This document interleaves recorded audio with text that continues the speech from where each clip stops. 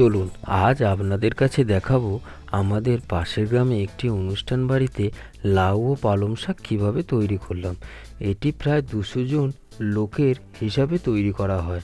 শাক প্রথমে ভালো করে সেদ্ধ করে নেবেন, তারপর আলু, গাজর, শিম, মূলো ও বড়ি একসঙ্গে ভেজে একটি জায়গাতে রাখলেও হবে। এবং পরিষ্কার একটা কড়াই নেবেন, কড়াইয়ে পরিমাণ মতো তেল দেবেন। তেল দিয়ে একটু অপেক্ষা করবেন যাতে তেলটি ভালো গরম হয়ে যায়, এবং অল্প চিনি দেবেন। চিনি দিয়ে দেখবেন চিনির লাল রং যেন তেলের উপরে উঠে আসে, এবং তারপর টমেটো দেবেন। টমেটো দেওয়ার কারণ একটাই, যাতে তেলের গরম টেম্পারটা একটু কমে যায়, যাতে পাঁচফোড়ন ও তেজপাতা না পুড়ে যায়। এখানে পাঁচফোড়ন ও তেজপাতা যদি কালো হয়ে পুড়ে যায় তাহলে দেখতে কেমন খারাপ লাগে, তাহলে আপনি এরকমই করবেন। এরপর দেবেন কুচানো পেঁয়াজ। পেঁয়াজ এখানে বেশিই দেবেন, শাকে একটু বেশি পেঁয়াজই লাগে। এখানে কিন্তু বাটা পেঁয়াজ দেবেন না, সব মেনুতে কিন্তু বাটা পেঁয়াজ লাগে না। বাটা পেঁয়াজ কোন কোন মেনুতে লাগে সেটা আমি পরের কোনো ভিডিওতে জানিয়ে দেবো। পেঁয়াজ ভালো করে লাল লাল করে ভেজে নেবেন। ভাজা হয়ে গেলে প্রথমে দিয়ে দিতে হবে রসুন বাটা। রসুন বাটা প্রথমেই দেবেন, যাতে রসুনের আঁশটে গন্ধটি চলে যায়। রসুনকে ভালো করে কষিয়ে ভাজার পর দিয়ে দেবেন পরিমাণ মতো আদা বাটা। আদা বাটা দিয়ে বেশি কিন্তু কষবেন না, যাতে ওর একটা আঁতি তাঁতির ভাব চলে আসে, এবং অল্প পরিমাণ জল দিয়ে কিন্তু কষাতে থাকবেন। আদা ভালোভাবে কষানো হয়ে গেলে তারপর পরিমাণ মতো মোটামুটি লঙ্কা, হলুদ ও কাশ্মীর লঙ্কা দেবেন।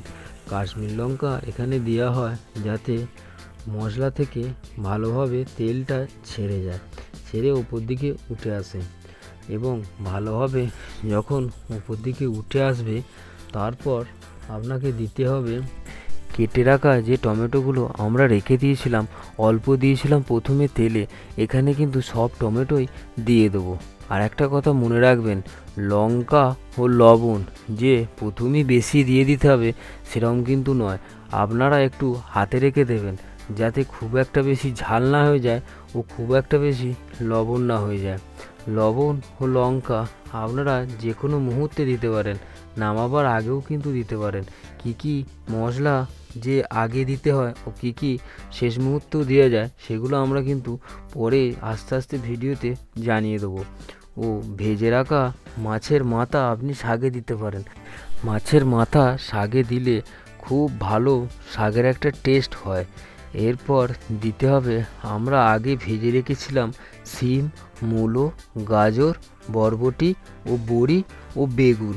এখানে দিয়ে দিতে হবে ওই মশলায়। একটা কথা মনে রাখবেন, বেগুন কিন্তু তেলের শেষে ভাজতে হবে। আপনাদের এইগুলো জানতে হবে যে প্রথমে তেলে কি কি ভাজা উচিত, কি কি ভাজা উচিত নয়। প্রথমেই যদি আপনি বেগুন ভেজে দেন বা পটল যদি প্রথমে ভেজে নেন, তাহলে কিন্তু তেলের কালারটা পুরো কালো হয়ে যাবে, এবং সেই তেলকে কীভাবে আবার কালোকে মোটামুটিভাবে কমানো যায় সেগুলো কিন্তু আস্তে আস্তে আমি জানিয়ে দেবো। পরের ভিডিওতে চেষ্টা করব জানাবার। এরপরে আরও চেষ্টা করব ভালো ভিডিও দেওয়ার।